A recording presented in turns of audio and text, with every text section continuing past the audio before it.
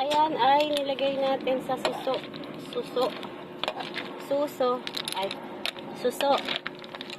Sa susong pilipit ay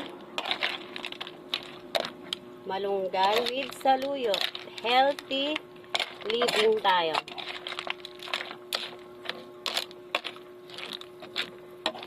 Diba? Dapat pala maraming gata to. At 30 nang binili ko. Eh syempre, ano yun? 100 na yung suso tapos 100 pa na gata. Ano yan? Wala nang ka-budget yan. Ganito ulam tapos ang gata 100. No, hindi na lang ako ng fried chicken. Ayan, hintayin na lang natin maluto ang gulay. Panghina ng apoy.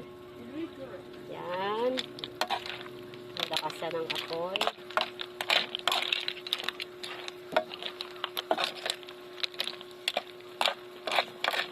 Hey, lahing chili oil. Sarap. Ito, nandito. Tsara kakalahati. Tsara kalahati. Ito, yan dito may kutsara na. Assistant ko talaga. Siyempre, lagyan natin ng... Sa kutsara lang? Pakita muna dito. Kalating kutsara lang? Dito, pakita mo muna sa camera. Yan. Chili oil. Yan, lagay mo para umanghang, para hindi maubos. Yan. Okay na, balik mo na yan doon, baka matapon. Ayan. Maanghang to, kasi ang gata dapat maanghang. Mahirapan tayo nitong kumain. Dapat sa mahal nito, 100 isang baso, walang masasayang. Pati shell, lunukin.